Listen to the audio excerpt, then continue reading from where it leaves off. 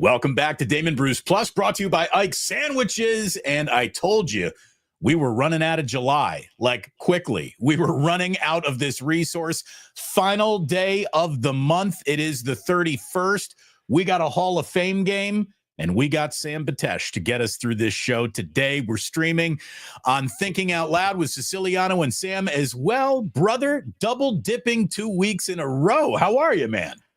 How exciting is it? The Wednesday was such a nice little ramp up for this. And then who knew that I would also throw another 5 interesting things at you? We thought we chewed on it with Larry yesterday, which was a doozy, by the way. To go through all of the offseason moves was awesome with Larry, and thank you for that. I'm so glad I got to jump into that pool. But what you and I mean, it's a summer of lists, but you and I have real football. I mean, do you know what the scariest thing Allie, my wife, heard was there's a game tonight? Oh yeah, there's going to be a lot of husbands walking up to their wife tonight and leaning in and giving them I'm not going to call it a kiss goodbye, but it's a kiss. I now have something that I am I've got my side chick is here, and my side chick is football. She's here. I've said this often, and the fact that it starts on a Thursday, Hall of Fame game on a Thursday, is again the reason that football has now pushed the limit of what it demands from us. The Thursday night football every week. I said it to you when it happened. I go, this is going to change things. I mean, when the week was all about Sunday and then a little trickle into Monday, we could all handle that. Thursday is an absolute bow and arrow through your week every week when this thing gets started, and it is starting July. It's here. Thursday. It really does. Like Thursday shows up on like Tuesday afternoon these days. It goes so fast once football starts. Anyways, Christopher saying I'm looking a little blurry. Conceptually or physically, do I look okay? Am I out of focus at all? I think you're looking great now, by the way. There was a moment in time when you were blurry. You're looking good. In fact, let me hear. I'll go check us out on the YouTubes. By the way, we're also on Instagram Live. Look at that for excitement today. At Sam Betesh, I threw us up on Instagram Live, which is so our heads are even tinier on Instagram Live, but that's okay. It's exciting for everyone to catch us there. I'm going to check us out on YouTube right now, Damon. Let's see what it looks like from my iPhone 13 mini. By the way, why did they stop making the mini? My favorite thing in the world is a small. Remember when I had this tiny Nokia, Damon? When we lived together, Zoolander, if you could, you'd be this guy. I had the smallest phone always, and I'm still chasing it. But Apple does not want to cooperate. You look good for me on my end over here, which is nice. And look at it this way. The show started, so it's I can't fix anything now. We'll have to do this in between shows. Exactly. Joseph Herberg saying, "Hey, a little something for the ganja jar. First dollars in the ganja jar." Joseph, thank you very much. Let's go. Injuries starting to get worrisome. What's up, boys? Was there an injury down in Santa Clara that just happened that I don't know about? I mean, practice has been underway for about a half an hour. Sam, you want to get on the Google machine, see if we got anything I'm getting on the Googler news piece, and I'm just typing in Niners, as I like to do, and just see what happens. What's going to stare at us in the face? It's not the Equanimous news, is it? Mirror on the wall. What's a jersey? You should not have bought it all. An Equanimous St. Brown jersey. The era is over. It did not last very long. By the way, so the 49ers, let's just do a little housekeeping here, Sammy, before we get into some of the things that we're going to talk about today. There aren't just 49ers football, but bigger historical things. Let's see.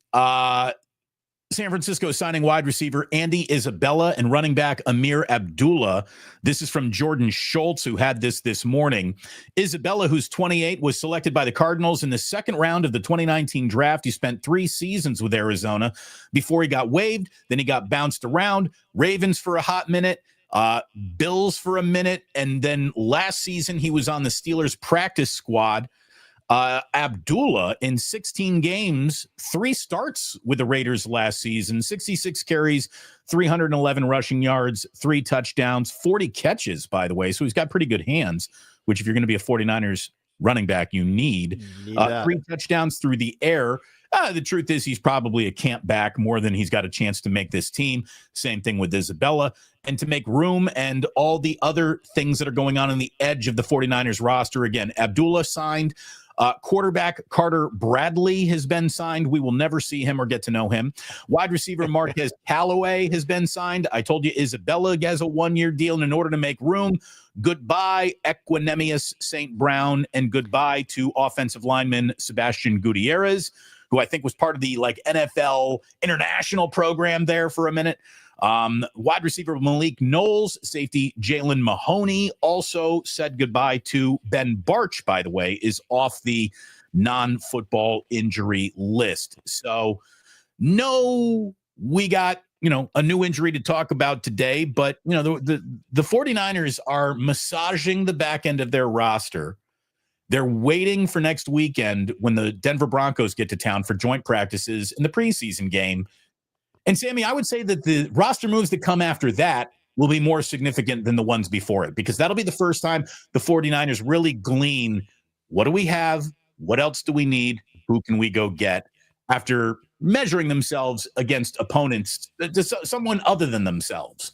I like the Abdullah thing, by the way. I remember when Abdullah was a thing, and this all comes back to fantasy football, right? Was Abdullah a guy that at some point you were chasing on a waiver Tuesday? And Abdullah used to be that guy. I mean, right, your running back goes down. Now Amir Abdullah is the center of your universe. Yeah, exactly. So that's how these guys generally bubble up. But Abdullah's the kind of guy, again, from a Kyle Shanahan standpoint, yes, Abdullah makes sense there. And this is just, you're just building, you just want to collect there. The Equanimous thing, I just want to say this much. I mean, there was a flash and a moment in time where I really thought, you know what?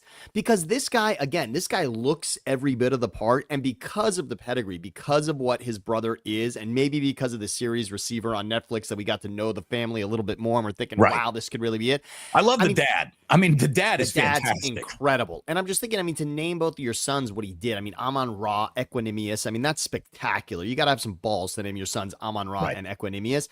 I thought it could have been something. I did. Maybe I was just hoping for the namesake, but all right, there you go. And receiver continues to be really, I still think that's what this training camp and this preseason from a Niner standpoint is really, I'll have my eyes on that. I believe defensive tackle was the spot that people said was maybe the biggest question mark, but I'm sorry, to me, with my eyes, which maybe aren't quite as sharp as others, it's receiver. The Ayuk thing, the Juwan Jennings thing, the Pearsall thing, like that still had the no Debo, right? Like that's pressing. I keep looking at all these camp bodies that they're adding and all these guys who, the day they show up are at best standing on the edge of the roster with no way to really make it to the middle of the roster.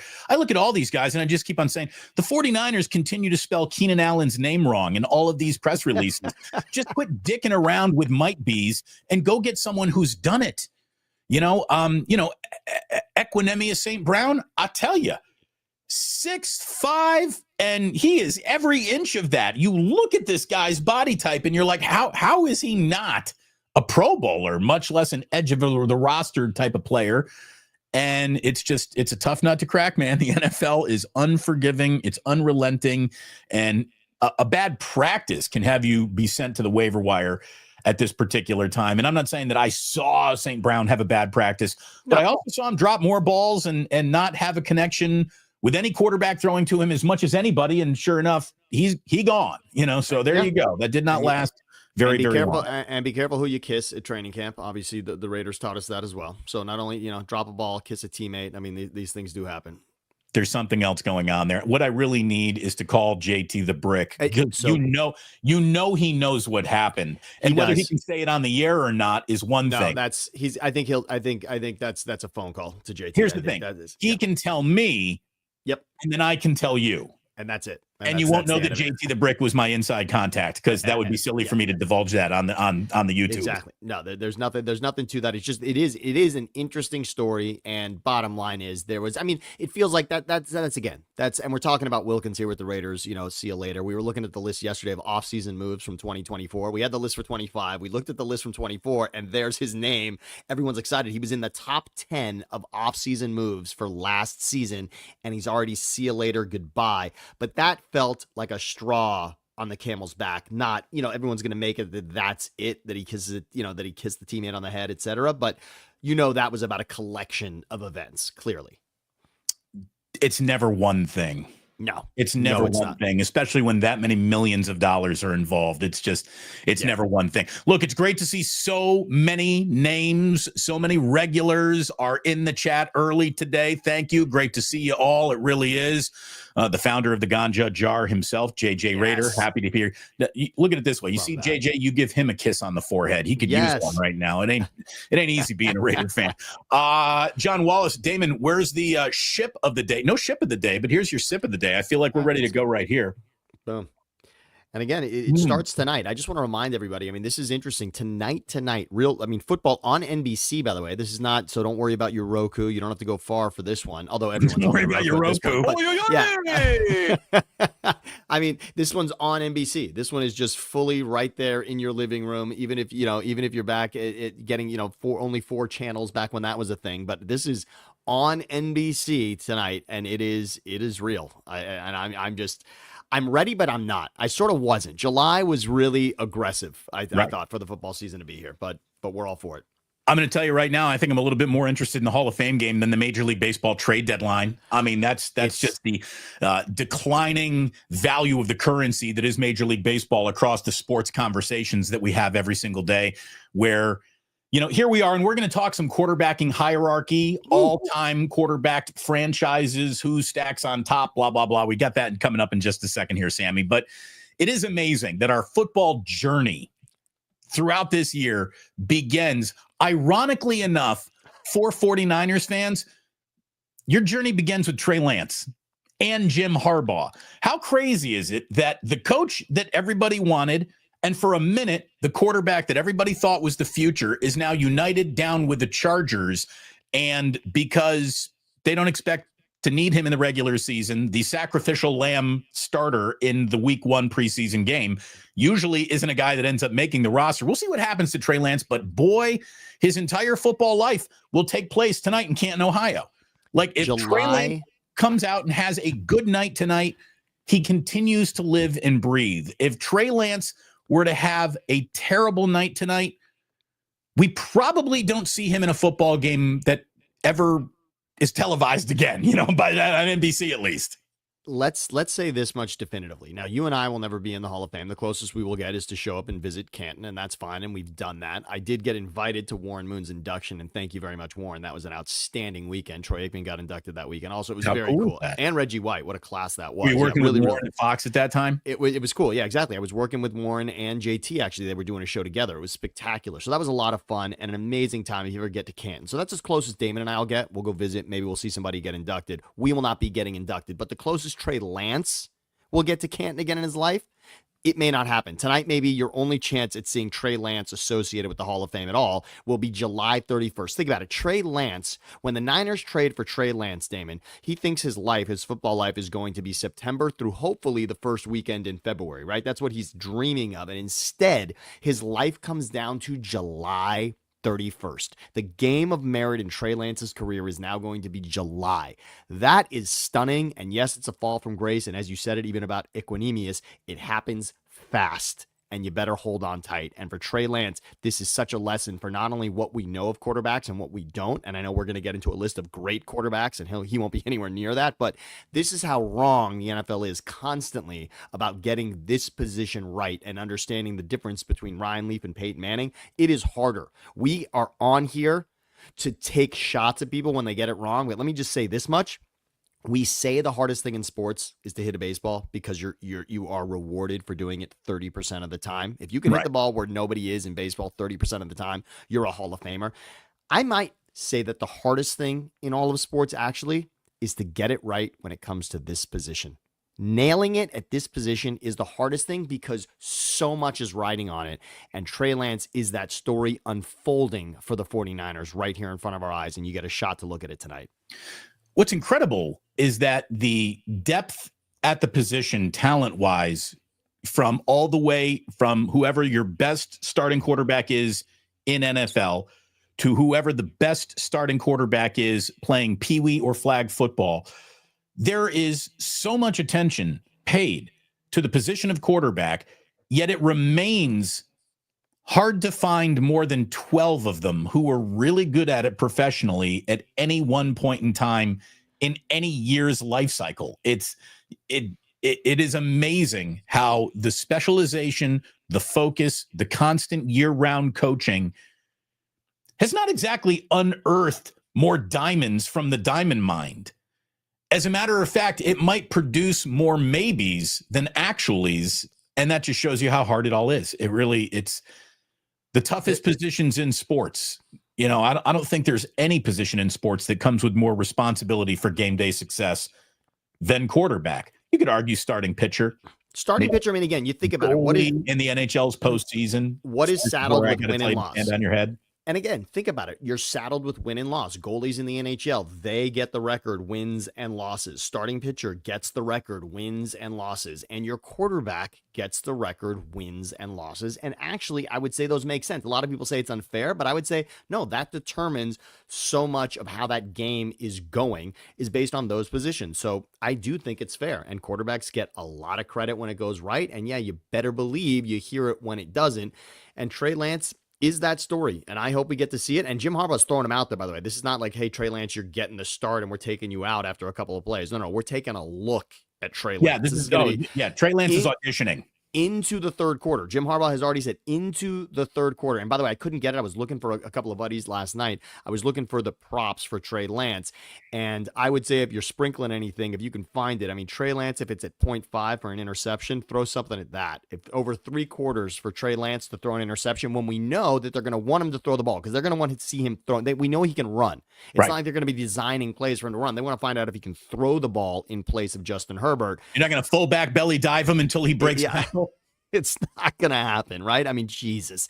And again, this is really as much, and it's taken us already 16 minutes to say his name because usually we start the show and just say Brock Purdy, welcome to your life, because we love Brock Purdy and we love what he's done. But it's because of the name we started with, that Brock Purdy, that all of you, including you, Ernberg, should love Brock Purdy because of Trey Lance. Looking at Trey Lance now at his second team removed from the Niners, through the Cowboys, now to the Chargers, basically asked to hold items for Justin Herbert the rest of the season. If he's lucky, he'll be able to hold things for Justin Herbert this season. That's what Trey Lance's career has come down to. First team all hold this. All hold it for me. Here you go, buddy. Yeah, here's the keys. He's the valet for the Chargers is basically what he is. Sporticus says, dare I say, it might be Trey Lance in a cloud of dust, and like that, he's gone. Or hey, maybe he lights the world on fire and everybody's talking about Trey Lance, and all of a sudden, because they got Herbert, now the Chargers got a real trade piece. And, that's the way the news cycle works. I will say that this is, we got Stovey 4x4ing. Okay. Sure. Blame Kyle for not knowing how to develop Lance. Our so-called genius can't develop players that can or can't. I don't know what you're saying here. What is happening with Brock Purdy? Yeah, that guy developed pretty well, don't you think?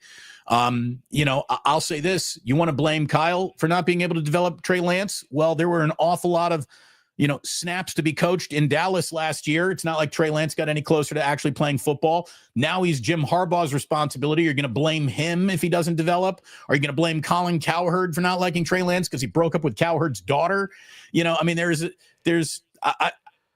think you got to put it on Trey Lance. Some guys just aren't NFL quarterbacks. And think about this. He could beat out Cooper Rush, right? I mean, let's look at Dallas here. Last season is an opportunity. Let's look at this, right? Justin Herbert's healthy. We expect Justin Herbert to play this season for the Chargers. Dak Prescott did not play for majority of the season for the Cowboys last year. Trey Lance was there, and all we saw was Cooper Rush. And by the way, did they win the division? Did they make the playoffs? Was Cooper Rush winning games? No. Cooper Rush was not spectacular. He's no longer with the Cowboys either. That is really, if you really want to take a look there, he couldn't beat out Cooper Rush. So Trey Lance, yeah, this will be a chance. And again, you and I said it last week. We're comparing Jim Harbaugh to Kyle Shanahan. Here's your first opportunity. This is our first fake game of the year, Hall of Fame game, and we're already comparing Harbaugh to Shanahan because you can say it. If Harbaugh turns Trey Lance into something now, then yeah, you can come back and say Kyle Shanahan couldn't do it and Jim Harbaugh could. So there's that chance. Day one. The measurement against each other will begin whether it should or not, it will happen. We all know that. What I hope happens for you today is while you're considering what to get for lunch, you're around an Ike's. You're in an Ike's delivery area. You can go to an Ike's, get a sandwich from my good friend Ike. He is our title sponsor here on the Plus. He's got something absolutely delicious. So much so you need to sign up for that Love Rewards program because once you eat one, you're going to eat two. You're going to go back, start earning your way towards free sandwiches, chips, and drinks by signing up for the Love Rewards program. And you'll be very, very happy that you did. You will be very happy when you get into the Dubliner West portal. Say hi to Kenny. Say hi to John. Tell them that the Plus sent you. Best Guinness pull in the city of San Francisco. A lot of people coming in for the Dead & Co. weekend that's going to be coming up real soon. Get yourself to West Portal. Take Muni there. You don't have to worry about driving or parking, and you will be happy. Happy people. That's what we want. So if you want to get people, arguing about their franchises' legacies, it feels like the very first position we always start with, and whenever measuring legacies, is the position of quarterback. And sure enough, I think it was CBS Sports came out with here are the greatest quarterbacking legacies franchises have ever had. For a minute there, Penn State was linebacker U. Who's quarterbacking you in the NFL? So I want to explain this a little bit because let me just explain. I made my list. I love before I clicked on the story. Love this. And then I measured what I thought against the story. And then, I'm clearly like, well, they have different parameters or I have different parameters. So there's a lot to talk about here. Go ahead.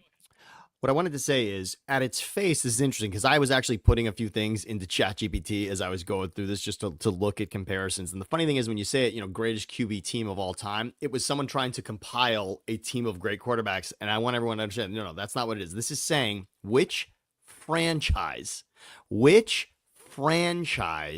has housed the greatest collection of quarterbacks over their time. So this isn't about drafting them only. This is basically, if this quarterback was at any point considered a part of your franchise, you can get credit. You can take a little credit for that. Right. In other words, Peyton Manning, you'll see Peyton Manning showing up twice. Yes. Harbaugh. Yes. Or no, the Vikings get credit for Favre. Right. Favre can show up. You can take Favre on the Packers and Favre on the Vikings. Both will get credit on this list. So I just want to say that ahead of time. So it's interesting. And Damon, I imagine when you were doing your list, now do you give a little? I would say this much. I'd like to give a little more credit for the teams that do draft the guy. That would, right? I mean, that's, in other words, if Brock Purdy goes on to, win or appear in 2 more Super Bowls for the Niners, and then let's say goes on and plays for the Chargers at some point, the Niners can get the most credit for taking him as the last pick in the draft. I mean, that's theirs for sure. But remember, these guys will be. You'll see Peyton on 2 lists. Peyton is definitely there with the Broncos, and he's there with the Colts. So we can go from there. So the very first note I made when I started putting my list together was, who is first will be debated. As far as I'm concerned, who is last, there is no debate. It's my Chicago Bears. The Chicago Bears can't rub 2 good quarterbacks together. And if you do, they're in black and white, grainy footage at best. The only thing I can tell you about Bears quarterbacking history is that I was really excited about Peter Tom Willis once. That's all you need to know. It's the only franchise that's never had a 4,000-yard passer. We'll see if Caleb can do that this year under Ben Johnson. But the Bears have been looking for a quarterback since the end of the Civil War. I mean, and they still, I don't think have found one. Maybe Caleb, I don't know. But I would have the Bears dead last. And, even if that is scoring harshly against them, I am, because they've been around longer than all the other teams that were like, well, you're not even on the list either. Here are the teams that ain't even on the list as far as I'm concerned. The first one will be controversial because I'm just saying, Y.A. Tittle, you don't matter. Okay. Sure. Yeah, I'm okay with that. Yeah. Here's who's out. You're not even to be considered as far as I'm concerned. The Browns, the Saints, the Ravens, the Jaguars, the Titans, the Seahawks, the Texans, the Lions, the Rams, the Jets, the Bengals, the Cardinals, the Falcons, the Redskins, the Commanders, and the Eagles. You're not even on the fucking list. Wow. Not even on the list of greatest. Okay, we're talking about the all-time greatest quarterback rooms. All of you have 1 or 2 at best, maybe. And then when we start measuring your 1 or 2 against the all-time 1 and 2s, you fall off quickly. Sorry for but wait a minute, I really like Joe Burrow and Boomer Esiason takes. Fuck off. You haven't won anything. And let's say this. Look, let's be real honest with everybody. Now liking your own guy, it goes a long way. You had a post for the guy. He won games for you. He was the first to take you to the playoffs. Right. Oh, here you go. Rex Grossman. Never forget. There you go. Very true. So you'll have these moments in time where you fell in love with people. But what all of sports media does, and Damon and I have been a huge part of it for decades now, this is about, they say it's moving the goalpost, but we all know that everyone loves LeBron until you compare him to Michael Jordan, right? And that's what happens. We take everybody up to that ultimate pinnacle. And so, yes, legacy is about winning games in January, and if you're lucky enough to win them in February. That's really what it comes down to. So you're right. When we're talking about greatest, I mean, you can talk about good. I mean, a list of good quarterbacks is fun. And again, as an Eagles fan, I can even say, yeah, like Randall Cunningham, that's an incredible guy to watch. I want to see that footage. It's fun to see it. But yes, if we're talking, when we talk legacy, that's Mount Rushmore conversation. Right. That's about having statues. Tom Brady, Joe Montana, and Randall Cunningham are sitting in a room together. You get to pick two of them. Randall Cunningham does not make any of those teams ever. You're taking those other two guys first. Exactly. Unless, frankly, unless we need someone to be a preacher, Randall's gonna, So there you go. So he'll win that for sure. And look, I love Randall, and I am gonna make an argument for the Eagles when I show you their list later. I'm just gonna say one thing that I thought CBS missed out on. But Damon, as hard as it was to hear that, and I'll admit, I didn't know you were going to say that, and it was hard to hear it. And on its face, I mean, they're the Super Bowl champs. They've got the Super Bowl MVP, right? It's like, right. I mean, on its face, you want to argue. You want to. You want to stick up for your team. Right. Everyone who just heard their team come out of Damon's mouth, you want to argue. But if you're honest with yourself, and even when you see us reveal the top 5 here from CBS, you're going to look at that list and you're going to want to argue and kick and scream like a 3-year-old, and then you're going to realize they're right. Well, and, look at the Saints. You had Drew Brees, and Drew Brees won a Super Bowl, and Drew Brees is measurably one of the most statistically producing QBs of all time. Great leader. Nothing wrong with Drew Brees. You can win huge against other historically significant quarterbacks if your quarterback is Drew Brees. After that, am I supposed to get excited about Arch Manning? I'm not. Arch Manning was a local legend more than he was a real football legend. No. Arch Manning was a regional restaurant that everyone really liked. He was never a national chain. And Jim Everett, frankly, might even be the next best quarterback behind Drew Brees when you really look at numbers with the Saints. So it's terrible. And the fact that Aaron Brooks is even in the conversation. Or just pretend Bobby Joe Hebert wasn't playing. Exactly. So, I mean, that's what we're talking about here. You got to remember that. And by the way, I'll say this for Drew Brees. If you go back and look at Drew Brees when he retired, the amount of records Drew Brees held, Drew Brees can be in a conversation about greatest quarterbacks, not greatest quarterback, but if you say greatest quarterbacks, Drew Brees can be in that conversation. But you're right. As a franchise, the Saints are more bag on their head than they are Drew Brees. It's more Aints than Saints when it comes to Saints, and you just have to be honest with yourself if you're going to have this conversation with us. So here's the way my top 4 trickled out of me. Just before I even looked, I didn't Google anybody statistically. This is just my gut reaction.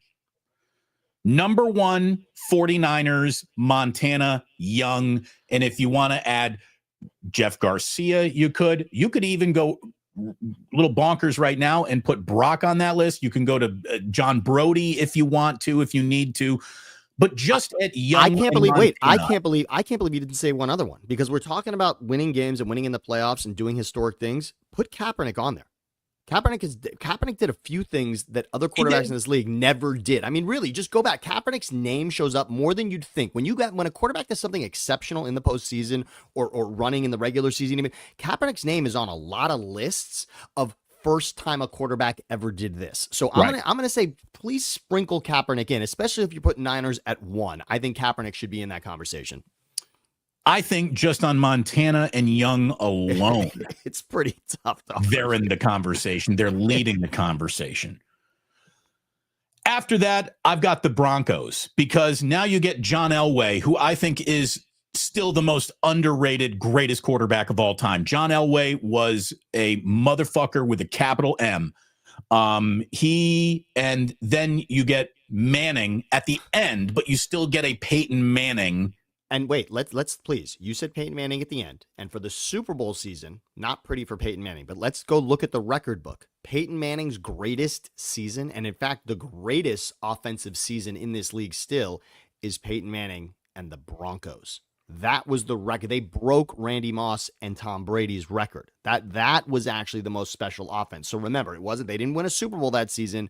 I think Flacco took them out in that double overtime divisional game, but that was the greatest offensive collection. So please, Peyton Manning had some unbelievable Broncos years. He did. By the way, Papa J saying Elway was a beast. Dude, John Elway converted like a 4th and 18 in the big game that turned into the band is on the field. The drive that had the Cardinal take the lead on Cal, is the equivalent of the drive that John Elway put together in Cleveland, like with the Denver Broncos. Like, he's got the drives, and he loses one because the band was on the field. Anyway, Elway was an absolute beast, arguably the greatest arm in the position's history. Not named Dan Marino, but by the way, that's why the Dolphins aren't on the list, because they just got one. It's Dan. And one didn't win anything. Am I going to put Earl? What was his guy's name?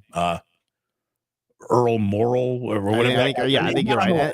And again, you're talking about Jay Fiedler, like the names that have to come out of your mouth to try to get a Dolphins list together becomes laughable. Look at it this way: there is no list. It's Dan Marino.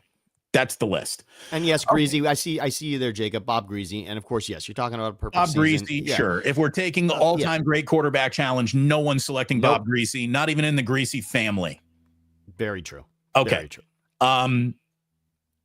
Number 1, Niners. Number 2, Broncos. Number 3, Packers with Favre, Rodgers, and Bart Starr. Read about Bart Starr if you don't know. After that, it starts getting a little harder to put it together. I would go Steelers with Bradshaw and Big Ben. The Patriots make the list because they got Brady, but beyond Brady, what? Brady and Bledsoe? Drew Bledsoe is, the most pedestrian Hall of Fame quarterback you'll ever meet. The reason I'd say you could do Patriots is this. I just want to give longevity a little credit here. I think you could actually make Tom Brady 2 quarterbacks. And I'm not talking Tampa and New England. I'm saying within his career in New England. I mean, there's really 2 decades that Tom Brady got to dominate as greatest. So go ahead and give Brady 1.0 and 2.0, and that gets New England in the conversation. I really do. You could split Brady in half there for what he did in New England.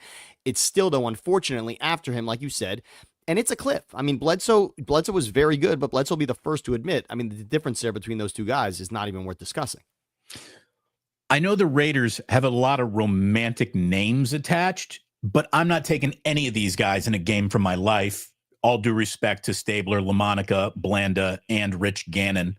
I want to give Gannon credit, MVP. And we were close to that season. Right. Gannon was, and that was what a resurrection. Think about it. This would be what Gannon did with the Raiders is almost the equivalent of Rodgers showing up now and doing something special with the Steelers. I mean, it was pretty unheard of, although even different. I mean, Gannon just never really was a guy who had that chance. And then what he did with Gruden, and nobody saw that coming. Gannon, Minnesota, Gannon, Kansas City, and then Gannon with the Raiders. That was pretty awesome to witness. Chiefs, you can take Patrick Mahomes, and then you got to go back to Len Dawson. Nobody's taking Len Dawson as an all-time QB, but he's the second best Chiefs quarterback of all time. And Mahomes, you and I always like to say, don't forget Mahomes. Anytime you're having a conversation, don't downplay what Mahomes is right now. But you're right. Can I give you a sneaky? They're on the list. They're not in the top, but they shouldn't be at the bottom. They're somewhere in the middle, even though there isn't a Lombardi trophy among them on this roster. The Minnesota Vikings give you Fran Tarkenton, Dante Culpepper, and technically you get a Brett Favre. I'm sorry, but I've seen some special things out of Minnesota, and the greatest play they may have ever made in a playoff game is actually Case Keenum. But still, but you're right. There are really legendary names when it comes to Minnesota. Yeah. And by the way, and frankly, I said his name earlier. Randall Cunningham's best season was actually Minnesota as well. Cowboys give you Aikman and Staubach. Nothing wrong with either of those guys, for sure. The Bills give you Jim Kelly and currently Josh Allen, which is a pretty good, historically significant MVPs among them 1-2 punch. And that's kind of my list, Sammy. That's what I got. And again, sorry to the Browns, Saints, Ravens, Jaguars, Titans, Seahawks, Texans, Lions, Rams, Jets, Bengals, Cardinals, Falcons, Redskins, or Commanders, and your Eagles, Sammy. Sorry, you ain't on the list. It's okay. I really think it's okay. And it's actually impressive to say 2 Super Bowls won without anyone, with really out being in the quarterback conversation. That's impressive. Yeah, I'll take that. Let's find out where Hurts's career goes. Sure. We're still at the beginning of it. And, the greatest play in the history of the franchise was run with a backup quarterback who was out of the league 2 years after he ran the great play. So there, And by the way, when I go through greatest Eagles of all time, I still say Foles is on that list for what he did. But you're right. As far as greatest quarterback, you're not going to get that conversation. Not a lot of Eagles walking in that door for that conversation. Right. You know, they want to be there to hear the conversation, but they're not going to be in it. And I think it's fair. It's tough to hear, but it really is fair. I just want to say, you could say Colts could give you Manning, Luck, Unitas. I think Colts have to be in this conversation. That was the only thing I was going to push back there. I was just going to say, considering who Peyton is and Unitas before that, I mean, as far as defining that position, and Luck feels cut short. There's always going to be not quite, almost like a Barry Sanders feel to what Luck was, right? I mean, that was a quitter. No. I mean, not to call him a quitter is wrong. He retired. He didn't quit, even though it's kind of the same thing. It was snatched from us. Luck was almost snatched from us, but in the same vein of leave them wanting more, maybe Luck will always be that. There'll be a little fantasy in my mind about what Luck could have been and could have done. Right. But so, yeah, I think Colts are on. I just think Colts should be in the conversation. Yes. It's the old poster of James Dean. Like, why is James Dean an iconic movie character to this day, even though he was in like one movie? Well, it's because he never got old. He's forever leaning on that car, wearing that red jacket, and he's frozen in time. Never looked back. It's like Kennedy. Kennedy never got old. We never saw him slow down and become sleepy JFK or anything like that. You know, what's the old Def Leppard song? Oh, yeah. It's better to burn out than fade away. And so that Luck will have that. So I just Indy's in this. So Damon, at this point, I like you. Reset your list again. In fact, while you do it, I'm going to put it in the comments. All right, you have it 1 Niners. Okay. So 1 Niners. Okay. 2 Broncos. Okay, and then you got 2 Broncos. Okay. 3 Packers. Okay, 3 Packers. 4 Steelers. Yep. 5 Patriots or Cowboys. And then it starts mattering less and less. Okay, that's right. No, I'm okay with that. All right, so I put it in the chat there. Well, Niners, Broncos, Packers, Steelers, Patriots. And now should we show the list at CBS? And not that we need to necessarily. Well, do you want to give your list? So yeah, let's put this up and you can talk through yours. Okay, all right. Here we go. Yeah, this is CBS's official The List. This is the list. Starts top down. So Packers got the 1 spot there over the Niners. I will say that without even going through the 5, I looked at this and I knew it would be great fodder for you and I, because I had Niners. I closed my eyes and had Niners number 1 also. I was feverishly racing through the list, passing through the Cardinals and the Bengals and the Saints, trying to figure out, all right, who they're going to have at 1. And I really was surprised. I thought this list was going to end Niners. I really did.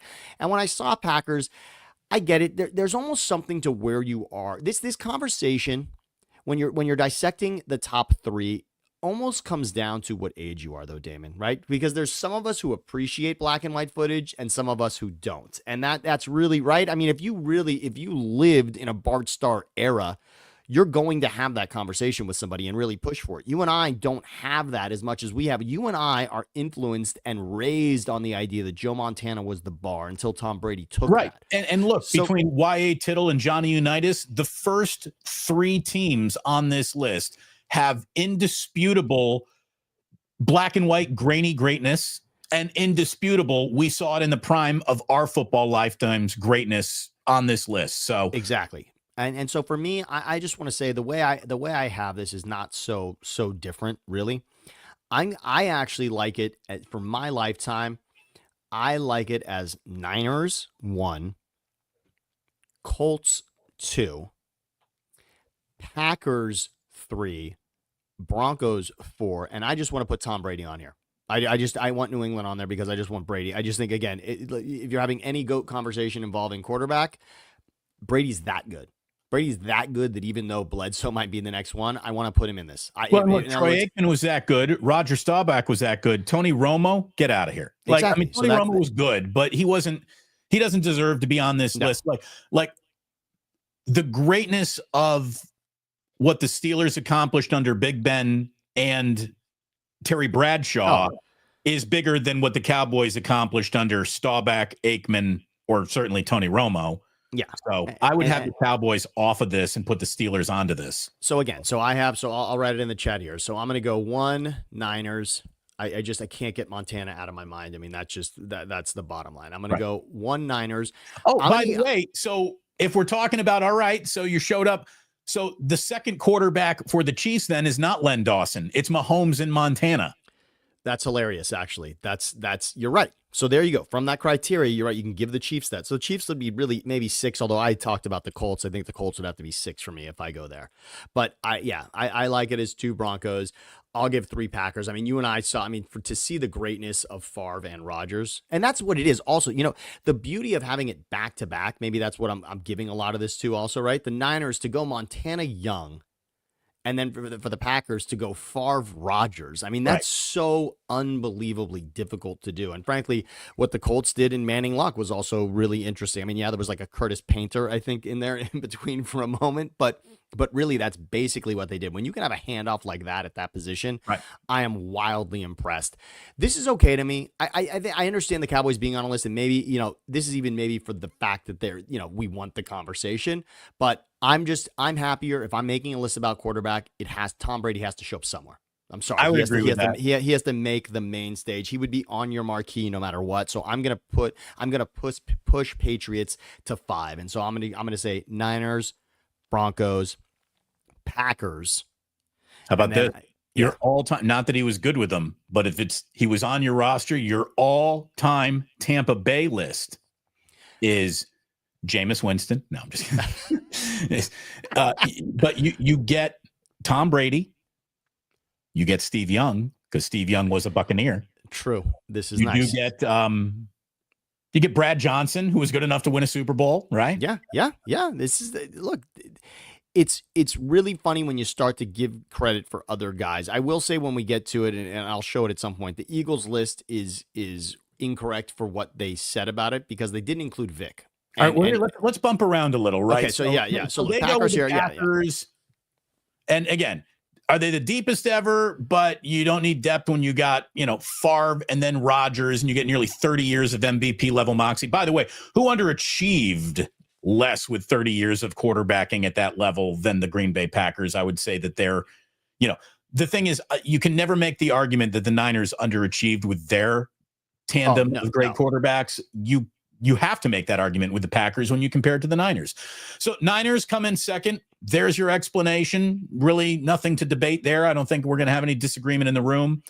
Again, this is where it gets interesting. Manning, Unitas, Luck, and Burt Jones makes the list. I didn't know it. I did not know about Burt Jones. No idea there. And by the way, just for those of you that are Colts fans now, just Anthony Richardson, if you want, just listen to anybody about what the Colts have known about quarterbacks over the years. And the fact that you just can't figure it out to lead this franchise, which has so much around you. All we want is for Anthony Richardson to show up and vie for this division and get to the playoffs. Richardson, be healthy, and please do what we know and we think you can do. It would be spectacular for all of us to just see that happen. But Anthony Richardson, this is a quarterback factory, really, what Indianapolis has done, and you can't sniff it. By the way, Jacob Gordon in the chat room saying Jim Harbaugh is maybe missing from this list. Yeah, comeback kid. Right? Yeah, absolutely. I mean, Teddy Marchibroda and that run with that Hail Mary against the Steelers that damn near did fall, Damon. I remember how much we were rooting for that, and it just kind of rolled around in the end zone and almost became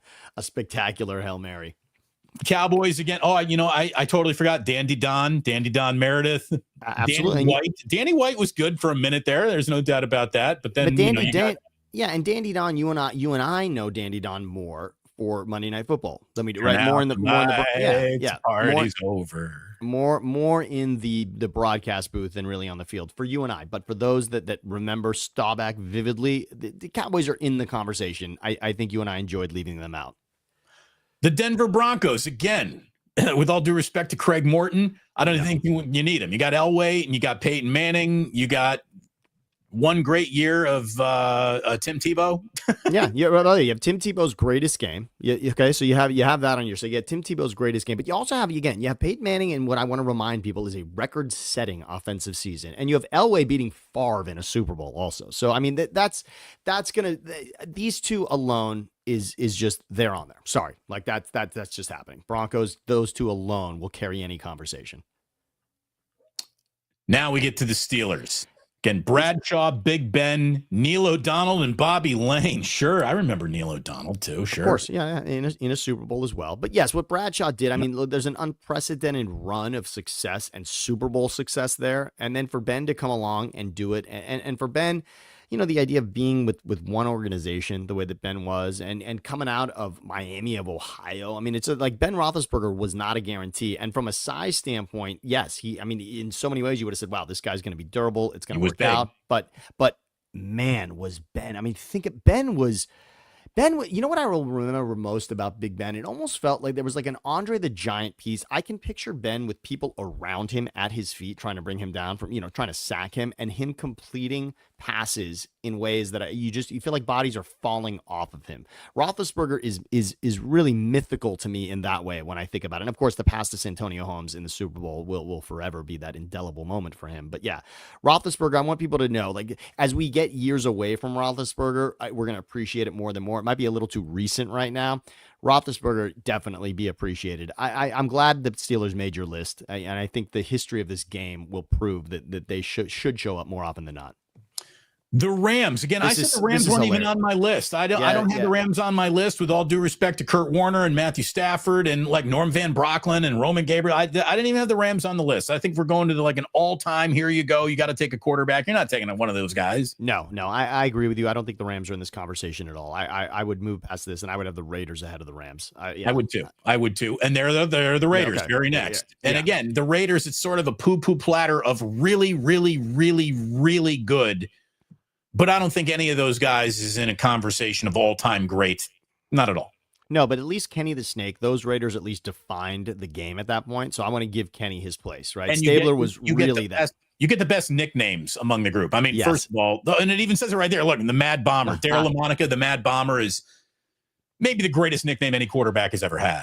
That's pretty spectacular. For having nothing to do with being in the back of a photo making fun of somebody, that is a great nickname. Yeah, I love it. Mad Bombers, but yeah, and Kenny there was no photo. This was literally about bombing people out of existence. Exactly. All right. So Patriots again. Steve Grogan. Happy to see Steve Grogan's name on that list, but get the fuck out of here. Miami Dolphins again. It's Dan Marino and Earl. There it is. Earl Morrall. That's who I was trying to say before. It's like it's it's like in what is it, 40 Rock or 50, whatever that was? 30 Rock, yes. 30 Rock, yeah. The rural juror. Earl Morrall, the rural juror. That's but it's Dan Marino. That's the list. Bob Greasy, get out of here. No one. It's Marino. And there you go. Look, the Chiefs, I'm glad you said it. I mean, if you're going to throw, you know what? If you put Montana on this list, it's starting to look like it could be at number 2. It gets better when Trent Green's name is replaced by Joe Montana, doesn't it? And I say that begrudgingly because, of course, Trent Green, one of the greatest living Hoosier quarterbacks of all time. So you want to get that in there. You want him to be part of the conversation. But if you're slotting him in this list, you need Montana on this to move it up. And again, Mahomes ain't even done. I mean, that's the beauty of that. And the beauty of where the Chiefs are on this list is they can only move up because there's more to come for Mahomes. Commanders. You don't need to put the formerly Washington Redskins on there. Like everyone knows. Like it's like when you're talking about Twix or X and you're like formerly Twitter. Yeah, we all know Twitter. Exactly. That's unnecessary. And frankly, I just think this is about Jaden Daniels, right? This is just simply about is Jaden Daniels going to be what we saw for a decade or not? That's where they are on this list. It's all tied to Jaden Daniels. Yeah. And I'm not, dude, no one's got Joe Theismann on their list of greatness. Doug Williams. Come on, Mark Rippon. Doug Williams, great footnote, but no. Sonny Jorgensen, no. Rippon, no. Sammy Paw, no. I mean, come on. It's funny. You get a little Phil Simms love, a little Eli Manning love. You get, again, Y.A. Tittle memories if you want. Daniel Jones not on the list. Not somehow. I don't understand. This will be how history remembers Eli Manning. That's what this comes down to, right? If you do this list again in 10 years, is Eli Manning remembered for those Super Bowls, as he should be? I mean, Eli Manning, look, you take out Tom Brady twice in the game that we all slot Brady in for every season. I mean, that puts Eli Manning is in another stratosphere based on that, but I'm not taking those games away from him. We don't do that around here. We'll get into that later. But Eli Manning, It worked out. The entire idea of Eli Manning and telling the Chargers, that I'm not going there and he's going to go to New York and he's got to deal with the bright lights of New York, etc. Eli Manning is forever etched in stone, legend status. The rest of the list, though, I would say this is about Eli. And yes, Y.A. Tittle. If you're getting credit for Y.A. Tittle, Eli, and they deserve to be in this spot. I have no problem. By the way, we're getting no Jim Everett going back to the Rams. Dude, Flipper Anderson made Jim Everett, not the other way around. Come on. And again, I had Jim on the Saints also, yes. But in regards to greatest of all time, stop it. Again, Jim Kelly, Josh Allen, and Jack Kemp. Okay, stop. But no.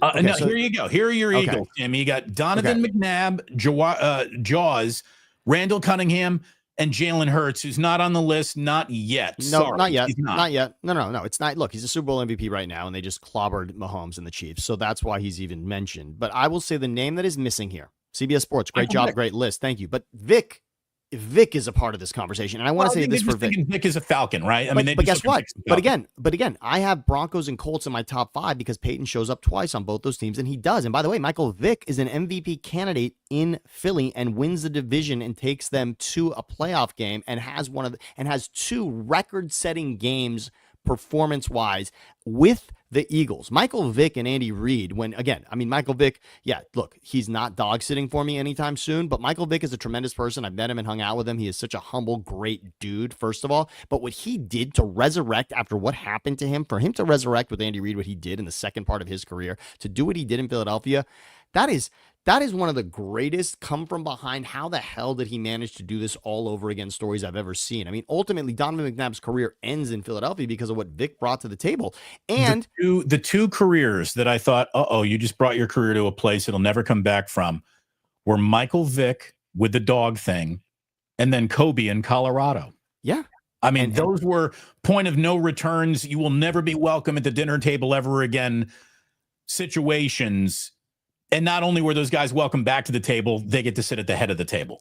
And maybe not Michael Vick so much, but Kobe certainly. Yeah, for sure. And again, what Vic did, you're right. I mean, Vic, look, I was the first to say, wow, I'm really conflicted. When they signed him and he was going to back up McNabb and just hang out in the quarterback room, I thought, okay, whatever. I don't feel great about it. When he's throwing 80-yard touchdown passes to Deshaun Jackson on Monday Night Football against the Redskins, I'm cheering. I mean, that's just when you throw touchdown passes, all is forgotten. And Vic absolutely did that. He was awesome. And here's the Bengals. I know you threw them away. I just have a thing for Burrow. I just think this again comes down to whether Burrow wins a couple of Super Bowls, right. Really. That's it. So here's the thing. Boomer's MVP year, he was awesome. Carson Palmer he's one of those guys that, no one will remember, but was really, really good for a minute there. Carson Palmer, had he not had his knee blown up by, who was it? Did like Tony Siragusa get him? Or no, something? It wasn't. It was it was a Steelers game. It wasn't, the name was like a Totofu. It wasn't Chris Mu'ufatu Ma'afala, but it was a name similar to that. Yeah. And it was a Bengals Steelers playoff game. And the Falcons, I just wanted to show, yes, Vic. Yeah. But Vic shows up here. I just wanted to give Vic his love. Vic was, I will say, Vic won't go down as greatest, but as far as turning on footage and watching, I mean, is there a quarterback I want to watch play more than Vic? I don't know. Vic, I loved watching more than anybody else. I mean, if you want to do all the lines of Michael Vick cocaine off the back of a toilet in a highlight reel, watch him at Virginia Tech. Yes. Holy shit. Michael Vick at Virginia Tech was the equivalent of having a Formula One race car going up against Honda Civics. The ultimate, when people say it looks like a video game, there's 2 guys. It's Bo Jackson and it's Michael Vick. Right. Those are the 2 video game guys that looked like just different species, really, in regards to the way other people looked on the field with them. They were so much better than everybody else. And Vic was that, and you're right. Virginia Tech version is the ultimate, NBA Jams version of Michael Vick. Wow. So my favorite thing about this list was going through the list in my head before I actually opened the list. I love that you did that. It was fun. It was I try to, I don't want to be influenced. It's why I used to never listen to other radio sports talk shows before I did mine. I didn't want to regurgitate something else that I had heard or just, so I didn't consume much. And I think my list is better than the CBS list. I think your list is better than the CBS list. Here's why, probably. Well, here I'll flip back so you can throw up the list again. It's what's interesting is I think the Cowboys being there ends up being a little blasphemous when you look at the other names because again, Romo ends up making the marquee. So I think that's a little tough. When you look at the CBS list again, that's probably what sticks out to me. It's the Cowboys getting that love that hurts. You know, I would rather, again, I'd love to see the Broncos moved up a slot and the Patriots behind them instead of Cowboys. I just think, I mean, Aikman and Staubach certainly, but it doesn't hold water. Elway and Manning are ahead of that. For sure, right? I mean, that's the easiest thing to do. To swap them on this list is the easiest. I think, again, to take this list and swap Niners and Packers, I'm okay with, right? If you did that 1 and 2, I'm not going to argue. And if you move the Broncos in instead of the Cowboys, and then it's about who comes in at number 5, I'd like for Brady to be on this. And so that's how I see it. And I know you see it slightly different, but that's it. The Cowboys just can't be here. Yeah, I would get the Cowboys off that list, too. I would get the Cowboys off the top 5. That's and again, it is impressive that Peyton Manning is there twice, right? The reason I love this list is because of that. And that's why he's on there twice for me as well. Peyton Manning, for you and I mean, let's go back. I mean, Peyton Manning, and you know what? I don't want to take away this criteria, but again, if winning the last game, if winning the Super Bowl wasn't a part of this conversation, and of course it is, it's the most important thing, but really, Peyton or Brady, in regards to, you know, sort of like having one drive. That's a hard conversation for me still to have. Manning and Brady that's still to me is, boy, I saw them both do unbelievable things, and go back and look. Manning ended up getting Brady a few times there in Denver. Manning did end up winning playoff games against Brady later in that career. You know, we remember what New England did against him defensively in the cold in those playoff games, but Manning and Brady is still a conversation to me. It is. We got a Hall of Fame game tonight. And again, thanks to football starting tonight, we have at least one football game every single week between now and early February. So that is officially our first foray into Maximum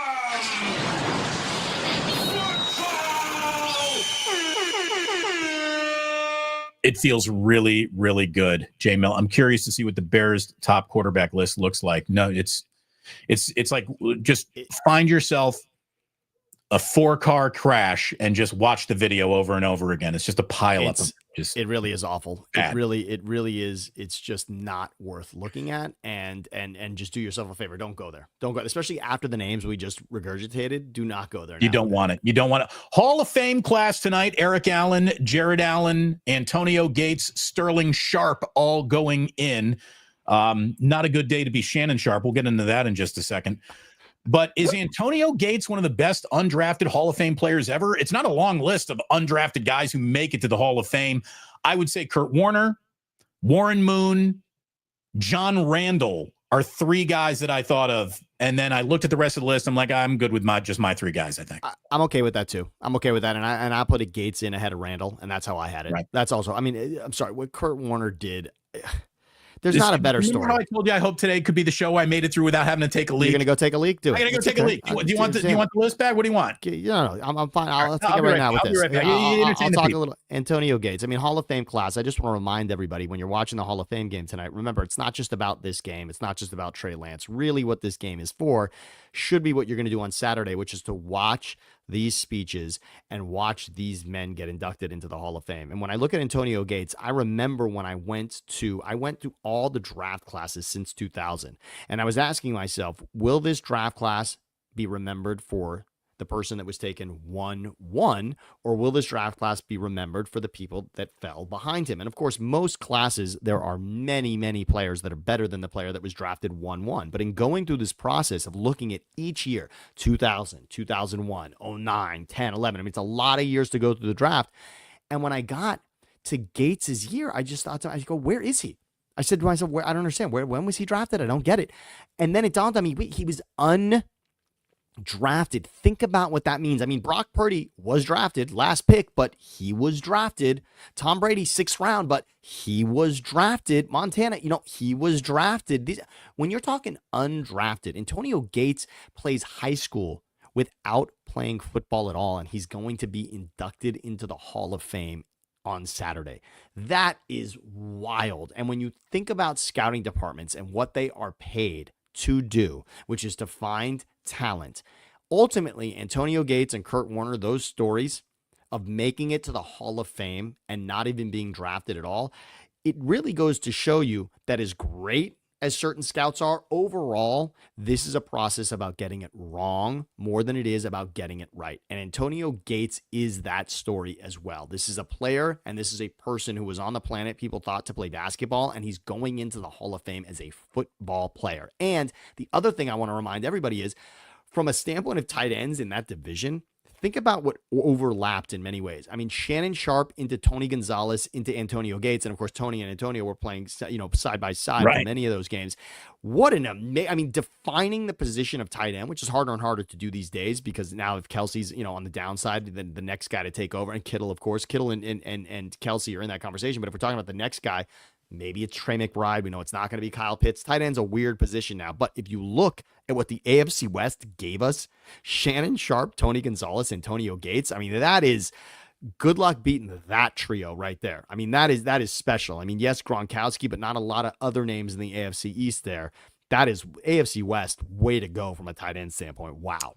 By the way, since you brought up Shannon Sharp, can we just talk about the cautionary tale that this man has actually become? Yeah, absolutely. And for what you and I do, I just remind everybody, I mean, yes, Shannon Sharp, absolutely. First of all, I'll say my first piece on Shannon Sharp, which is from what I knew of Shannon Sharp at Fox, like really, there was a lot that there was a lot of rooting for Shannon Sharp when he showed up at Fox, because remember the story coming out of CBS is that Shannon Sharp couldn't necessarily speak clearly. There was a bit, I think it's Saturday Night Live did a bit. There was some comedy troupe that did a bit. He had like a mush mouth, a lot of marbles in his mouth type of delivery. So Shannon Sharp, when he showed up at Fox, there was a lot of really rooting for him. And frankly, what he developed with Skip, I'm sorry, that was not expected. When he showed up, I don't think I had that on the bingo card that him and Skip were going to set the bar for sports debate for the run that they had. I got to say, bravo. And to turn it into what he did on a platform more like what you and I are doing, from a podcast standpoint, to have it at that level. I mean, Shannon Sharp, Hall of Fame career on the field. And then from a broadcasting standpoint and bringing in dollars, Shannon Sharp, I mean, wow, you fucking did it. I mean, really, Damon. I mean, Shannon Sharp, in a way, look, with the thing that he has still, Club Shay Shay, it's $1 million media property that gets pulls, that gets eyeballs on it. The thing that he does with Ocho Cinco is, that gets eyeballs on it. But Shannon Sharp was in the mainstream, and now he's going to be a subculture guy for the rest of his career. And he is only responsible for that fall from grace because he needed to sleep with a C- OnlyFans model. And it's just one of the, like, for 5 minutes of, he's given up a huge career on a massive platform like ESPN. And you could say, well, ESPN's not cool. I don't even want to be on ESPN. Yeah, you do. You want to be on ESPN. It's still where our eyeballs go for sports. It still is a kingmaker in terms of the people we're talking about and the subjects that we talk about. And Shannon Sharp, I would argue, through everything he's done outside of one Cat Williams interview, never got the bump like he did joining First Take and be part of, the Stephen A. Smith crew that he fit so well into. This guy, for a slice of C- ass, gave up millions of actual dollars, untold tens of millions in theoretical dollars in social currency, and takes an immeasurable tumble on the Q scale, the Q meter. How recognizable are you? Shannon Sharp was on his way to being among the most recognizable sports commentators of his time, and is now going to, again, be a subculture thing that is not even close to what he was about to be. Shannon Sharp will dress this up as well as he can It's a massive fuck up. And to say it any other way is to lie on behalf of Shannon Sharp's PR. He fucked up one of the greatest opportunities that was just handed to him. The greatest line in the movie Wall Street 2. And if you haven't watched Wall Street 2, first of all, if you're a fan of Wall Street 1 and haven't watched Wall Street 2, what are you doing? But not only are there great shirts. Are you talking about the Shia LaBeouf one? Yeah, I am. But here's why, Damon. But I'm saying go watch it. The line in it, though. Right. The line in it is, what is your number? More. He's asking, they're basically negotiating, what is your number? More. So for that line alone, more is the number. And when you're collecting checks in life, more is definitely the answer. And the definitive thing we can say about Shannon here is those are checks that will not come in now. Those are checks that were essentially guaranteed because, again, as a Hall of Famer and as someone who established what he could do from a debate standpoint and a speaking standpoint in a field that you and I are even dabbling in the way that we are, Shannon Sharp was setting the mark and also doing it in that mainstream way that he was close to the most important product, which again begins tonight, July 31st, Hall of Fame game. But again, Shannon was very close to broadcasts of NFL game, which still set the bar. When it comes down to it, the Super Bowl will still set the bar in regards to eyeballs. When it comes to sports, it is the Super Bowl and then everything else. And Shannon Sharp was close to the broadcast stream of this incredible game.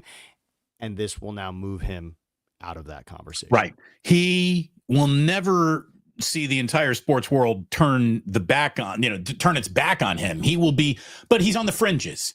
He was about to be pinging in the middle of the radar, and now he is forever relegated to the fringes of the conversation. And again, Google the chick that this happened with.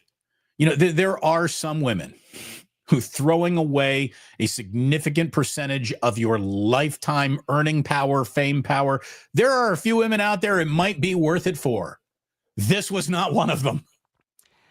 This was not one of them. And what's also kind of gross is she looks like she's 13, if you don't mind me saying. She's like 13. She's a 13-year-old white girl with the fat ass of a black girl, and apparently that's Shannon's kryptonite. You've really said it all, and by the way, you really follow up. I don't even need to, and frankly, look, and here's the thing: in quiet moment and quiet reflective moment that wasn't being recorded, Shannon Sharp would be the first to tell you, "Oh my God, did I fuck this up? Oh my God, this guy knows how to watch film on himself. He knows how to critique a bad route when he runs one. He knows he just." Straight up had a all on him drop running a lousy route.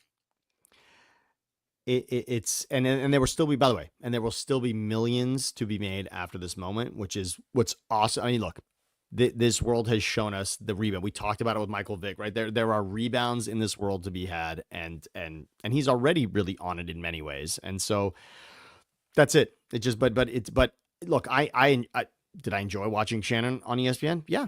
Yeah, I mean, Shannon. If Shannon knows how to rile people up and speak about what matters in the world, and he is tied to, like I said, the greatest sport that defines anything we're talking about. Sports starts and ends with the NFL still, and I don't know when. I really don't know when that will change. We'll talk about that one day. But I mean, the NFL can do almost no wrong whatsoever. I think you hit it. The only thing that could ever take the NFL down potentially would be like a humongous gambling scandal. By the way, it feels like one's about to come. Well, I mean, there's one everywhere these days. Well, again, it happened in baseball. Right? I mean, ask the Guardians how their closer's doing right now. I mean, that's so maybe, but the NFL can do no wrong, and Shannon was great at capitalizing on all of that. So there you go, done. He would have to admit that he screwed it up, and again, he's not a guy that I'm rooting for or against. I met him in Vegas at the Super Bowl, and actually had like a 5-minute long just me and him conversation. And I mean, I really liked Shannon Sharp. I did. I still do. But man, did he screw it up over it's one thing to risk your life for a tomahawk ribeye. For a bologna sandwich, now I'm asking, what is your motivation, man? Come on. You know what it makes me think? You know what it makes me think? That Shannon Sharp didn't get much ass as a player. That Shannon Sharp never was able to capitalize on his actual celebrity and fame before this moment. And he drowned in it a little bit. He drowned in it. It's the same. It's my Tiger Woods theory. Tiger Woods spent his entire life getting no ass. Then the line to sleep with him went to infinity, and he drowned in it. And that's what happens sometimes. Okay, let's see. One more NFL note before we remind everyone to like and subscribe. Are you actually, have you liked this live stream yet? I hope you have. Have you subscribed to both Damon Bruce Plus and Thinking Out Loud with Siciliano and Sam? I certainly hope you have. And I also hope you hit that notify button for when we go live. You won't miss a thing. I'm going to be doing watch parties in every single 49ers game this year. So hit that notify button, not miss a thing, and be along with us for the ride when it takes place. One of our least favorite things, Sam, is when someone wants to take away a great moment or career as something is being evaluated.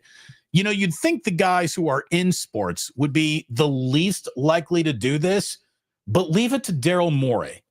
Daryl Morey claimed this week, the general manager of the Sixers, a guy who's officially won nothing in his entire career, claims that the Lakers bubble title isn't considered real by the majority of the NBA. The people that he talks to, the inside the league conversations that he has, looks down on the Lakers bubble title. Okay. So why was this just brought up? How come this is being discussed in the world of sports? Well, yesterday, marked the 5-year anniversary of the first game that got played in the NBA bubble. And Morey was asked about it, and he couldn't let the anniversary pass without injecting a little, propaganda back into it when he said, quote, I don't know if I got the quote, but it's a title that comes with here's the thing. The truth is, that title counts. They all got rings. They all got banners. When we talk about it, though, it would be insane to not bring up what was different about that.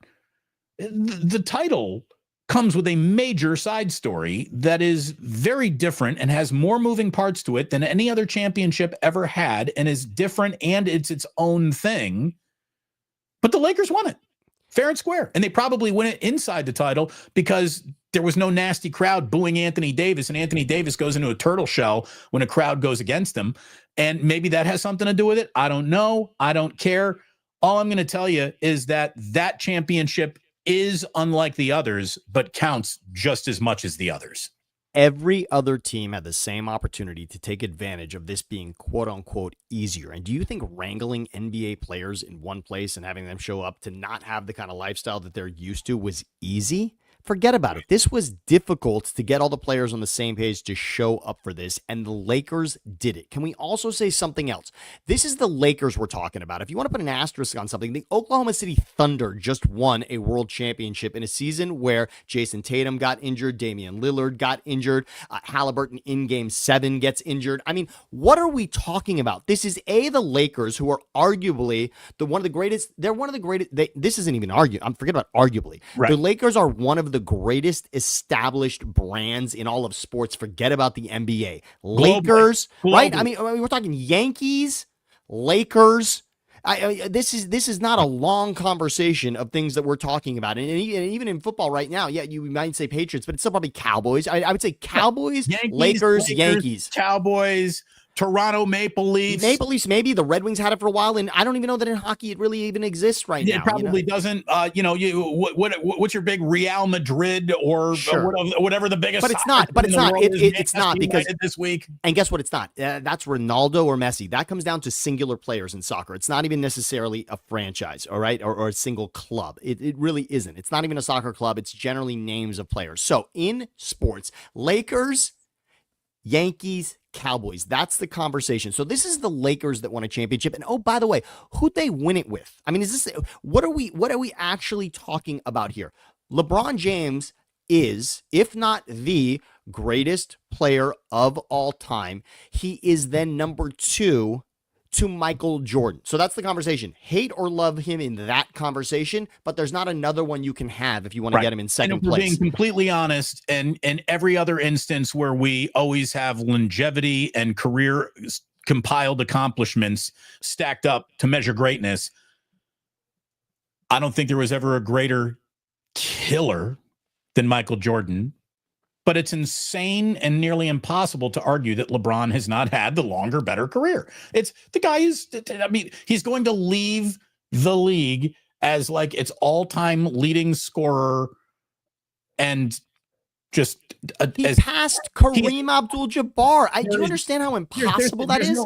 There's no one who has worn the crown of one of the three best players in the sport from his first game to his last game. And this is what LeBron is kind of doing in real time. And by the way, I'm a Jordan guy.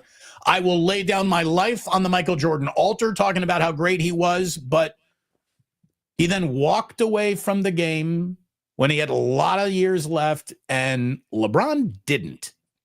LeBron won a title in Miami. And if you want to say, he coerced that and put it together, by the way, good for him. He coerced it to put together the greatest roster possible. He did it, and they did win, and they won multiple times. He wins in Miami. Then, for those that were upset that he left Cleveland, he comes back to Cleveland to beat what we would all argue was the greatest dynasty of its time in the Warriors, to get a title to Cleveland. So you thought he did wrong. He comes back to Cleveland and delivers a title to a city and a franchise that never did shit and never will do shit without him. Okay. So he does that. And then he joins the Lakers. And the only way to establish himself as a great with the Lakers is to win a championship. And he does that. And by the way, he didn't beat a scrub team either. He beat Jimmy Butler at his pinnacle there with Miami, and Jimmy Butler stole 2 games in that series and was every bit of amazing in that run for Miami. Go back and look. Jimmy Butler's never been better in his entire life than he was in that run with Miami.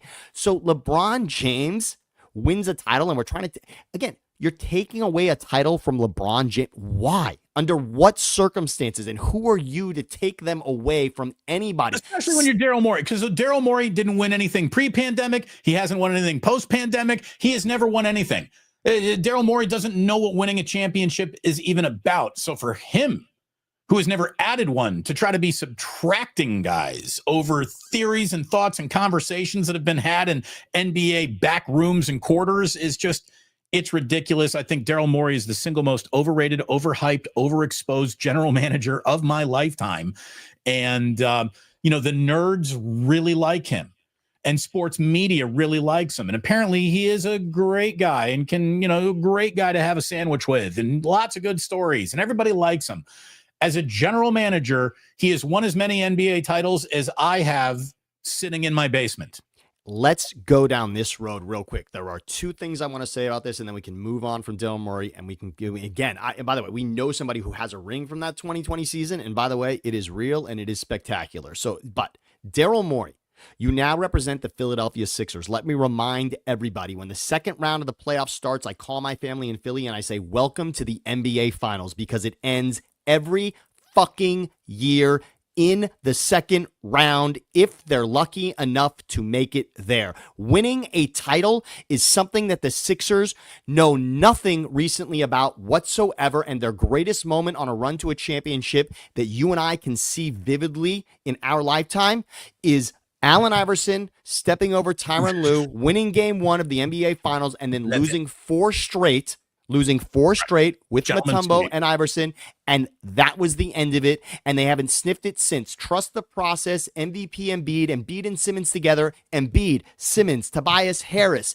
and Jimmy Butler, who we already spoke about, they also watched bounce, Kawhi kill them in the second round in a game 7. They have watched the Hawks go to the Eastern Conference Finals. They have sent Kawhi Leonard and the Raptors on their way to winning an NBA title through them. Jimmy Butler has beaten them. Jason Tatum, who they should have and didn't draft, blows them out anytime they see or sniff them in the playoffs whatsoever. The Sixers should not be talking about the NBA Finals because they don't know what it is to be there. They cannot get there. They will not get there. And Daryl Morey even tried to bring James Harden, his best friend, along. That didn't work either. Doc Rivers, Nick Nurse, whatever coach you want to throw at this, it does not work. Don't talk about the NBA Finals unless you are asking the 2 teams that are in it that aren't you if you can borrow tickets to go watch it. That's it. That's it. Thank you very much, Daryl. Be quiet. Stop it. Okay. Look, here's the thing. Nobody wanted. It's not like the Lakers ordered everyone to the bubble to go win a title easier for them. Was it in LA? By the way, was the bubble in Los Angeles? It was not in Los Angeles as far as I was concerned. It was definitely not in Los Angeles. By the way, we got a little news here. And normally I don't get news off of the chat, but Christopher wouldn't share this if something weren't wrong right now. Kyle Shanahan saying there's no timetable for a return, but Juwan Jennings has re-aggravated the same calf that was bothering him during OTAs. And it is time to sign Keenan Allen. And I cannot stress that enough. I've been saying it for a month. Don't let another team sign Keenan Allen before you sign Keenan Allen. Take all of these around the margin moves that they've been making and the players that they've added today and say Kyle's going to hate all of those guys. He won't hate Keenan Allen. Brock Purdy's not going to hate Keenan Allen. Keenan Allen is going to show up, and on the day he shows up is no further away from being one of your 3 best wide receivers, and you're going to need at least 3 week 1 in Seattle. Go get Keenan Allen. Duh. Please listen to Damon and just do the right thing. And there's one other guy you can look at if you want to sniff another resume. Amari Cooper, I believe, is still out there and available. And these are moves that need to be made because it is that thin at this point. Even if you think Keenan Allen's not going to have a 17-game impact and footprint on this team, Keenan Allen, the room is that thin. Please welcome him in because automatically he is on top of the depth chart just like that. Open the door for Keenan Allen. Go get your guy. By the way, the Keenan Allen rumor is more interesting than anything that I think is going on in baseball's trade deadline. Although I will say, leave it to the A's to say goodbye to young talent. They did add a very interesting young prospect, though. The 3rd overall prospect in baseball, Leo DeVries, is now in Oakland A. He's a shortstop because they traded Mason Miller and J.P. Sears to the Padres today. So the Padres are trying to add some pitching. Word is they're still looking for another outfielder. The Giants are only subtracting, which means they're at least admitting the situation that they're in right now. They should take that a step further and cut more dead weight as they go through a very frustrating year. We'll see how the Major League trade deadline all shakes down by this afternoon, but still a lot happening. Go get Keenan Allen if you're the San Francisco 49ers. This news about Juwan Jennings' lingering calf, not great. Not great. So it's amazing how often a calf strain has turned into a torn Achilles or ruptured Achilles across all sports these days. I'm not saying that that's what just happened, but watch out. But guess what? Maybe that's why the timetable is what it is. Don't mess around. Halliburton's in the NBA Finals. You want to take a chance on a calf in a Game 7 to submit your legacy moment in a year that Tatum is not available, Lillard's not available for the Bucks, and you're going to the NBA Finals. Yeah, I would say go for it and make that move. Juwan Jennings training camp, Hall of Fame game, preseason game. Yeah, let's lay up because this season, in many ways, and certainly, look, you want that schedule to get off the wrong way. The only way to take advantage of an easy schedule is to win the games you're supposed to, and a lot of those are showing up early on the schedule. Ayuk's not there. So you better pamper this situation when it comes to wide receivers. You're going to need it. And by the way, the key to this, I was going to say the key to the season is McCaffrey. And of course, in so many ways it is, but now I'm starting to realize, and I can't wait to hear from Ernberg on this, but George Kittle. I mean, Kittle's going to be a massive bubble wrap him right now. Wrap George Kittle. I wouldn't have George Kittle take a snap of football between now and week 1 in Seattle. He's ready to go. Diamador Lenore hip injury. What is going on? Oh, that's not good. If that's what's happening, is this a punitive tax day? Day what? 4 impads, 3 impads for the 49ers. Day 4 impads. Not good. Not good. We will be looking at all the reports coming out of training camp a little bit later on this afternoon. But man, that you don't want Diamador Lenore hurt, and unfortunately, Juwan Jennings is hurt. And again, I don't know what you're doing if Diamador Lenore is hurt. I do know what should have happened before Juwan Jennings got hurt. You should have had Keenan Allen. With Juwan Jennings, I think you still need Keenan Allen. Without him, I think you really need Keenan Allen. One last thing before we get to today in history. Just more sign that we are living in a different media world than what we were just existing in not even 10, 15 years ago. News today, well, yesterday, just this week, is that E, the channel E, E News, E Entertainment is going away. Going away. Now, rest in peace, Wild On with Brooke Burke. Remember that? Dude, Wild On with Brooke Burke was like always on the TV. It was a great background TV show to have on. Brooke Burke, lovely to look at. She's aged wonderfully, by the way. She absolutely. Here doing some like menial hosting jobs on, CW shows or whatever. Good for Brooke. Glad she's still out there. She looks phenomenal still. But when Brooke had her fastball and was in a bikini walking around Aruba telling you why you need to come here for spring break, that was quality programming, Sam. E-Entertainment, I will miss most from E-Entertainment. So the night of the Oscars, Academy Awards, I still enjoy the Academy Awards, try to watch the movies before that. And sort of it's still a Super Bowl moment for me. I really do enjoy. Those are the greatest. I mean, those are the people that are the best at what they do, gaining the hardware that they've fought all year for. So it is a Super Bowl in many events. And the red carpet and the outfits for the Academy Awards. E did an extended pregame red carpet for that was untouchable.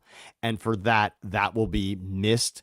And I worked for a long time. Joan Rivers. Joan Rivers was better on the red carpet than anybody because she was out there basically fucking everything. Fuck you, fuck you, fuck you. It was great. It was the best. So that will be missed tremendously. And Pat O'Brien, I worked with for a long time, and he set entertainment television for what it is. He was the insider. They made that show for him, Entertainment Tonight. He was a huge staple of that. So E-Entertainment TV, just what it means as far as tabloids and following celebrities, nobody did it better. Nobody did it better. Watching blurred Howard Stern on E was quality too. That was great. Yeah, who's riding the Sibian today? Hollywood is dying. SF Indigo. You're right. That is what is going on here. E! News shutters. A celebrity golden era comes to an end. The Lindsay Lohan, Paris Hilton, Britney Spears era was an untouchable time in entertainment news, and that time is over. E! News will air its final TV broadcast on September 25th, and this marks what the story in Variety is calling the last nail in cable TV's coffin. But for a generation raised on a daily cable show's addictive formula of breaking Hollywood headlines and a marathon of red carpet remotes, it signifies something much more. It's the end of the golden age of celebrity news. It's the end of how we get our news, and it's the end of celebrities as we know them. Everyone with a YouTube channel, with a TikTok account is now your celebrity. When I go for my Who's Today famous birthdays, I have to sift through a whole bunch of Instagram and TikTok people who I have no idea who they are. YouTube stars who are being listed as celebrity that I don't even know about or recognize because I'm still an old man. I don't go to YouTube to watch things like I probably should. I still go to TV. I got old habits still. But like MTV News before it, which shuttered in 2023, E! News now stands as a crumbled monument to a monolithic media culture felled by the rise of algorithms and smartphones.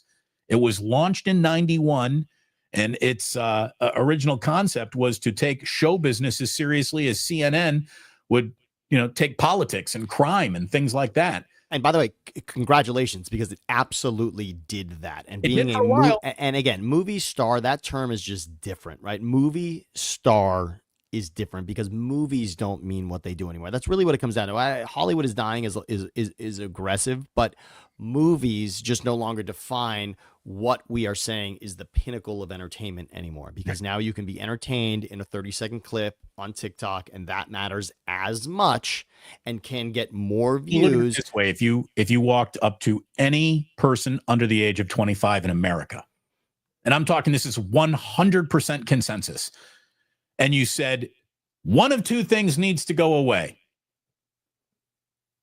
the movie theater or your smartphone, the movie theater would be instantly dead by a score of 100 to nothing. And that's it. I mean, Jillian and I just went and saw the movie F1 in the movie theater.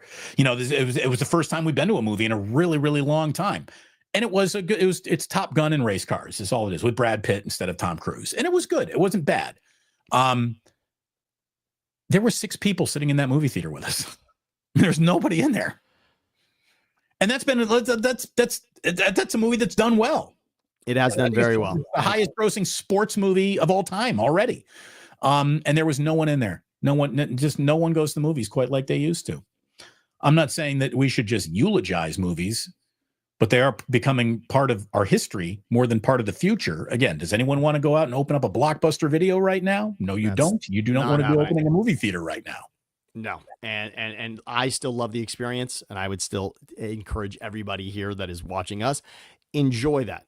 To sit and eat popcorn and eat candy and drink a soda and be in the movie theater still, to me, is just an enjoyable, relaxing experience. It's something I love to do.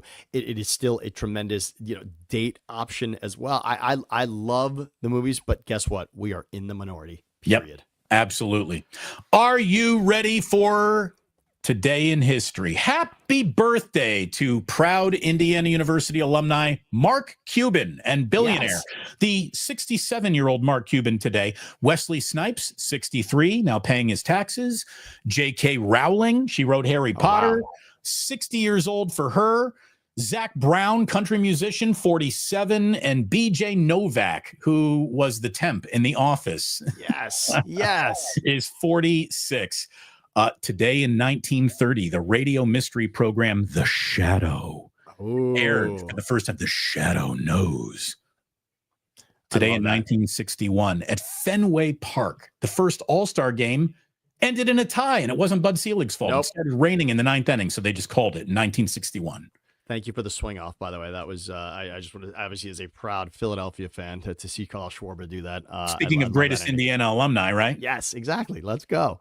1971, the first joyride ever on the lunar surface. Apollo 15 astronauts drove the four-wheeler battery-powered car around today. A little joyride on the moon. Sure. Today in 1995, the downfall of ESPN truly began when Walt Disney announced their plans to purchase both ABC and ESPN. Today in 2012, Michael Phelps got in that pool and came out with his 19th career gold medal in London. And 19 gold medals. By the way, you look at Olympians over time, and we had kind of taken down what Lance Armstrong did last week on the show. But Michael Phelps, that's when you look at sort of just greatest athletes, and I know that, a lot of times that ends up just being a Jordan and Brady conversation, but please go take a look at Phelps and what he has stacked up over his career. That is unprecedented. Pretty impressive. Yeah, you talk about someone having different lungs and just being built different. Yes, he could live in the water. Speaking of different lungs, today in 2016, we got Sharknado.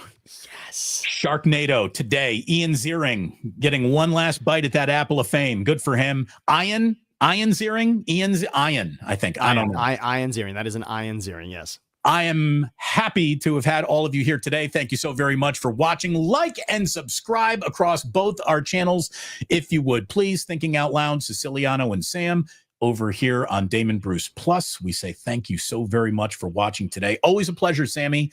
Double dipping 2 weeks in a row. Look at us. That we can do this because, again, this is what happens when you are beautiful friends with somebody. Doing this is such a pleasure. Greatest part of my week is being with you, Damon, and with all of you. And thanks for checking us out on Instagram Live as well today. We gave that a shot, so we'll keep that up. Very nice. Awful lot of fun had by all, I certainly hope. Thank you for watching. And please do remember that sports don't build character. They reveal it. And like that, they're gone.